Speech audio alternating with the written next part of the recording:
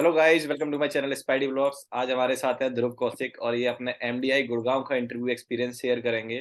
तो मिस्टर ध्रुव, सबसे पहले आप हमें अपने स्लॉट के बारे में बताइए और अपनी टाइमिंग क्या थी आपकी उसके बारे में बताइए।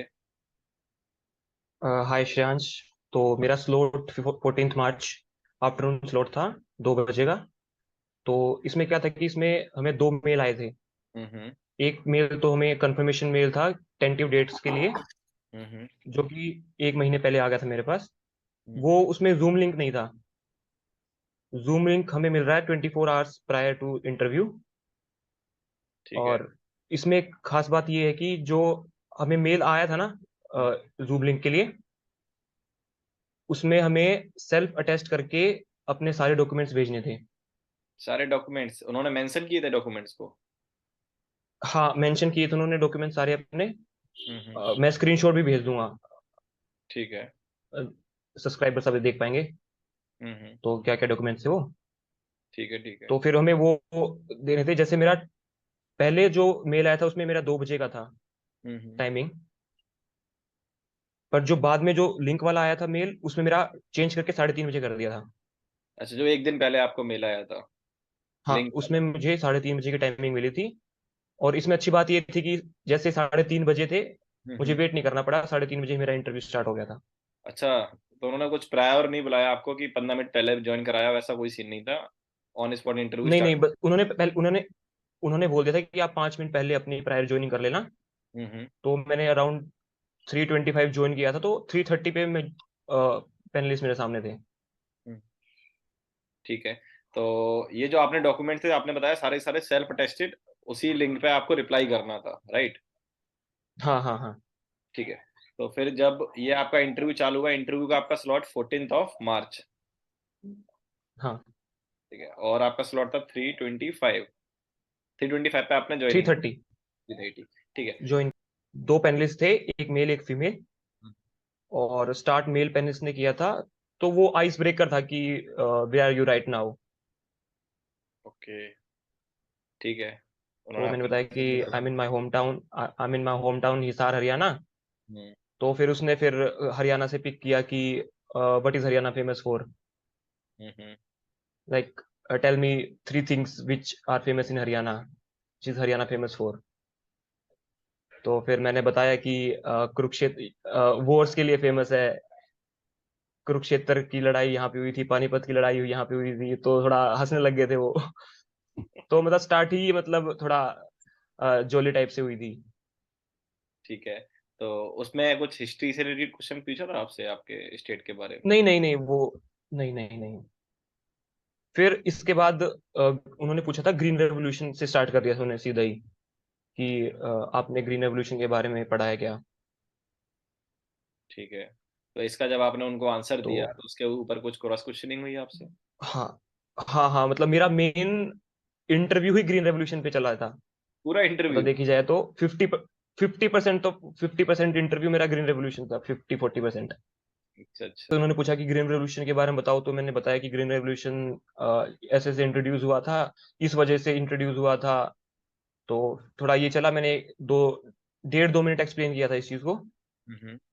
फिर उन्होंने पूछा कि मतलब हरियाणा और पंजाब ही ऐसे स्टेट क्यों हैं जो मतलब हाईली इस चीज से अफेक्ट हुए थे, ग्रीन रिवॉल्यूशन से। ग्रीन रेवोल्यूशन से highly affected areas Punjab Haryana ही क्यों हैं। हम्म। तो फिर मैंने बताया कि गंगेटिक प्लेन्स में आते हैं, और ये पूरे मतलब जो भी रीजनिंग थी और ये था, तो उनको मैंने एक्सप्लेन किया ये। फिर ठीक। उन्होंने पूछा कि ग्रीन रेवोल्यूशन आने के बाद ट्यूबवेल्स की जो वो है, वो बढ़ क्यों गई, ट्यूबवेल्स की यूसेज। ट्यूबवेल्स की यूसेज। ओके। हाँ, यूसेज पर्टिकुलरली इन हरियाणा। ठीक है। तो मतलब मैं मतलब ऐसा है कि कुछ और आंसर नहीं देना चाहता था कि मतलब गलत हो जाए। तो मैंने बोला कि sir, I don't know the exact reason but I can guess. Hmm. तो बोले कि हाँ हाँ यू कैन। तो फिर मैंने बताया कि हरियाणा मतलब जैसे ही ग्रीन रेवोल्यूशन हुआ तो प्रोडक्शन बढ़नी स्टार्ट होगी, तो वाटर की रिक्वायरमेंट भी ज्यादा होने लगी। हम्म। और हरियाणा में ऐसे कोई मेजर रिवर नहीं है जिससे मतलब इरिगेशन हम ले सके। ठीक है। तो इसमें उन्होंने और कोई तो क्रॉस? फिर मैंने बताया कि हाँ, जो मेजर इरिगेशन के लिए सोर्स था वो कैनाल सिस्टम था। हम्म। और उसके ऊपर भी मैंने फिर बता दिया कि हरियाणा और पंजाब की मतलब वो रहती है डिस्प्यूट। हाँ बॉर्डर डिस्प्यूट, मतलब थोड़ा ये मैंने उसको लिंक कर दिया था उस चीज से। और फिर मैंने बताया कि और कैनाल सिस्टम से ऐसा है कि फार्मर्स इतना वो नहीं कर सकते, अपने आप को डिपेंडेंट नहीं कर सकते, तो इसलिए ट्यूबवेल्स का भी इंट्रोडक्शन हुआ था कि उनकी रिक्वायरमेंट फुलफिल हो सके। तो बोले कि हाँ I wanted this answer only. चलो ये अच्छा है, जो होना चाहिए था मिल गया। इसके बाद फिर नेक्स्ट क्वेश्चन क्या हाँ था हाँ। आपके लिए? इसके बाद की क्रॉप्स कौन कौन सी थी इसमें ग्रीन रेवोल्यूशन से रिलेटेड, मेजर क्रॉप्स कौन सी थी। ठीक है। और जिन क्रॉप्स की वजह से वाटर तो यूसेज भी बढ़ा। नहीं नहीं, मतलब ग्रीन रेवोल्यूशन में क्रॉप्स कौन कौन सी इंट्रोड्यूस हुई थी जिससे मतलब अपना प्रोडक्शन बढ़ी थी, मेन फोकस कौन सी क्रॉप्स पे था। ठीक है। तो उसमें उसके आंसर में आपसे तो कोई ये नहीं नहीं, क्रॉस क्वेश्चनिंग कोई नहीं हुई। ठीक है, हाँ आप कुछ बता रहे थे। तो ये मेरा लगभग 8 से 9 मिनट यही चला था, 7-8 मिनट तक। हम्म। ठीक है। तो फिर उसके बाद YMBA। अच्छा, वाई एम बी ए पे काफी लेट आए। हाँ काफी लेट आए थे। तो फिर मैंने बताया कि मैंने क्यों करना चाहता हूँ, ये मेरे रीजंस हैं। तो फिर बोले कि आपने फिर स्पेशलाइजेशन में सोच ली होगी। हम्म। तो फिर मैंने बताया कि हाँ मैंने ऐसे ऐसे मार्केटिंग में करनी है।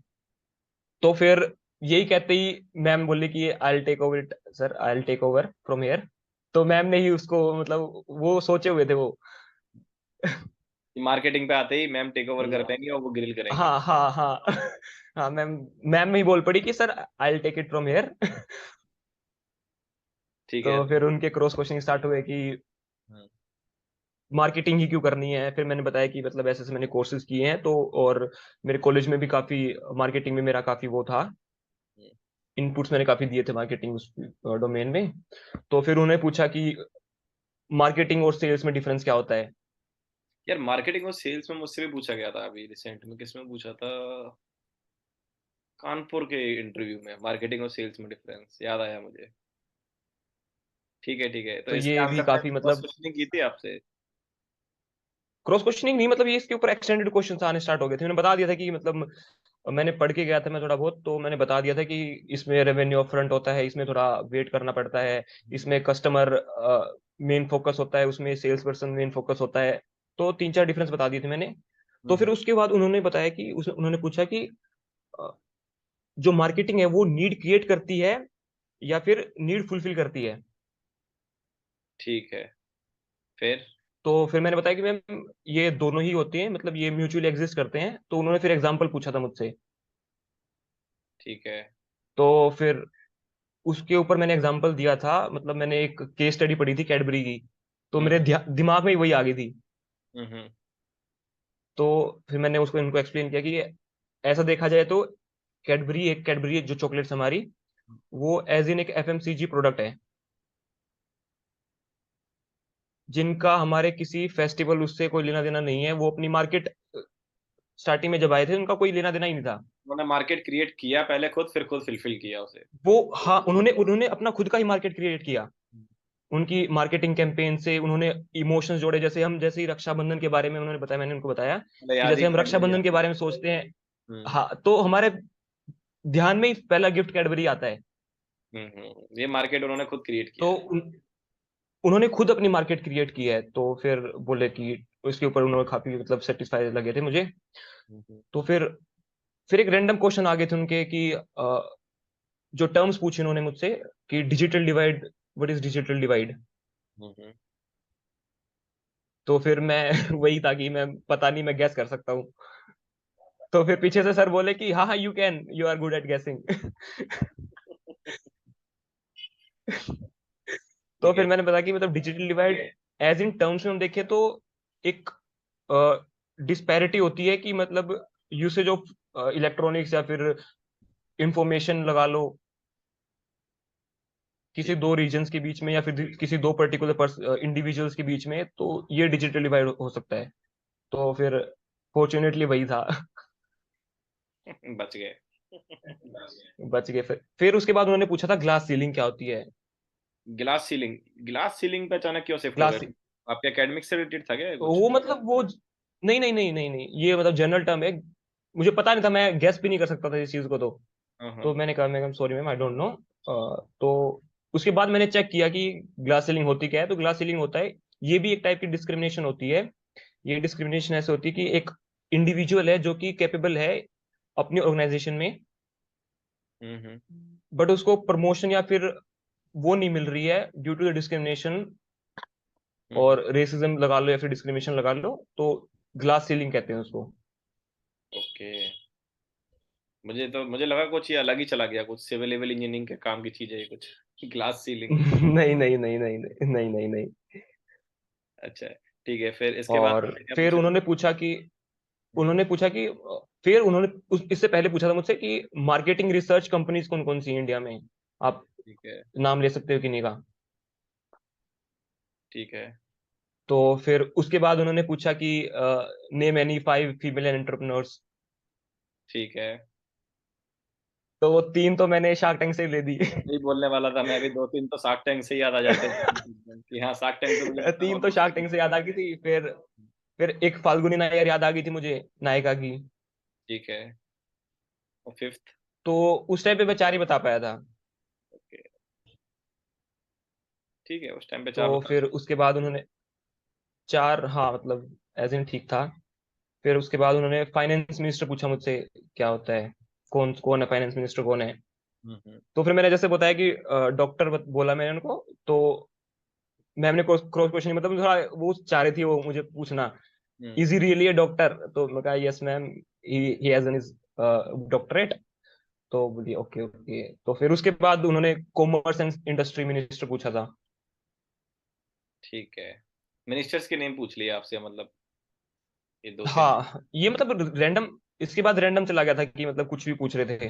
अच्छा अच्छा अच्छा, रैंडम चल रहा था। कुछ करंट अफेयर्स में, बिजनेस न्यूज से रिलेटेड या क्राइसिस से नहीं रिलेटेड? नहीं नहीं नहीं कुछ नहीं नहीं नहीं, कुछ नहीं कुछ नहीं। इकोनॉमी से रिलेटेड? नहीं नहीं नहीं कुछ नहीं। और मतलब मैंने मेरे 3-4 दोस्तों से जैसे पूछा है, तो मोस्टली किसी से भी अकेडमिक्स नहीं पूछी है। अच्छा अच्छा। तो वो लोग बस ऐसे ही रैंडम चले जा रहे हैं, जो भी मन में आ रहा है पूछ रहे हैं। कन्वर्सेशन रिलेटेड, जैसे कि आपने एक थ्रेड ओपन कर दिया तो उसमें से जो जो क्वेश्चंस निकलते हुए आएंगे उसमें से हाँ वही हाँ आंसर हाँ हाँ। देंगे। ऐसा नहीं कि अरे हमें वो भी हम्म। पूछना है तो बीच में कट करके एकेडमिक्स पे शिफ्ट हो गए, वो नहीं है सीन। हाँ हाँ हाँ हाँ। तो ये आपके सारे क्वेश्चंस कंप्लीट हो गए या अभी भी कोई रह गया है? नहीं नहीं नहीं, ये मेरे पूरे कंप्लीट हो गए थे क्वेश्चंस। तो ये कितने मिनट चला था आपका पूरा इंटरव्यू? ये मेरा अराउंड 15 to 20 मिनट्स के बीच में चला था। 15 to और 20? उन्होंने मतलब आखिरी में एक चीज बोली थी कि we are short on time so we have to leave. मतलब ये क्वेश्चंस के बाद तो मुझे लगा कि सबके लिए, जैसे मेरा टाइमिंग 3:30 बजे थी तो किसी और का और मुझे टाइम? 3:30 बजे एंट्री मिल। हाँ, तो मुझे लग रहा है कि वो उन्होंने अपना टाइम फिक्स किया हुआ है कि हर स्टूडेंट को इतना इतना टाइम देना है। नहीं, टाइम देंगे। हम्म। हाँ, वो आगे कोई और वेटिंग में होगा, उसका भी इंटरव्यू लेना, और उनके पास तो लंबे लिस्ट। हाँ हाँ हाँ हाँ। ठीक है। तो ये तो काफी अच्छी चीज लगी मुझे कि सबको अपना अपना इंटरव्यू टाइमिंग्स अलग अलग मिल गई थी, तो वेट नहीं करना पड़ा। वेट नहीं करना। वरना पहले इंटरव्यूज में तो, कैब के इंटरव्यू में 2.5-3 घंटे वेट करना पड़ा। ये वेटिंग टाइम बहुत बोरिंग होता है, लेकिन जब फिजिकल इंटरव्यू में ये बोरिंग नहीं बहुत। होता। अभी मैं आईआईटी कानपुर का देखा है, वहाँ बिल्कुल भी बोरिंग नहीं था, क्योंकि वहाँ हम इंटरेक्शन कर पा रहे थे। साथ में मेरे और भी लड़के बैठे हुए थे, या और कैंडिडेट जो आ रखे थे, उनसे बातों में टाइम कट गया, पता ही तो नहीं वो, चला। हाँ तो वो वेटिंग टाइम प्रोडक्टिव भी होता है ना, कि आप प्रोडक्टिव पूछ कैसे रहे हो होगा? कि क्या क्या क्वेश्चन पूछे गए हैं, डिबेट चल रही है वहां पे। हाँ, डिबेट चल रही तो थी, कुछ ना उसमें बता कुछ रहे तो, थे बस कुछ नहीं। हाँ हाँ हाँ, तो वो प्रोडक्टिव होता है। इसमें बंदा क्या ही कर लेगा, इंस्टाग्राम पे रील स्क्रॉल कर रहा है। सही बात है। सही बात। अच्छा, आप जो पूरा की पूरा इंटरव्यू गया देने के बाद कैसा लगा आपको, मतलब किस तरह से देखते हो आप अपने पूरे इस इंटरव्यू को? ये काफी मतलब काफी पॉजिटिव था ये मेरा इंटरव्यू। आपके अभी तक के सारे इंटरव्यूज में? मतलब मोस्टली क्वेश्चन के आंसर दे दिए थे। और ऐसा कहते हैं कि बहुत ही फ्लो के साथ गया है, हम्म। फ्लुएंट, बिल्कुल फ्लुएंसी के साथ। थोड़ा सा भी कोई ऐसे ग्रेविटी वाला फील आया ब्रेक्स बीच नहीं। में कहीं पर भी? नहीं नहीं, बहुत ही इजी, इजी फ्लो। ओके। ठीक है, तो गाइज ये था ध्रुव का इंटरव्यू एक्सपीरियंस एमडीआई गुड़गांव के लिए। ऐसी और इन्फॉर्मेटिव वीडियोस को देखने के लिए गाइज हमारे चैनल को सब्सक्राइब कर लीजिए, और वीडियो अगर हमारी अच्छी लगे तो लाइक एंड शेयर कीजिए।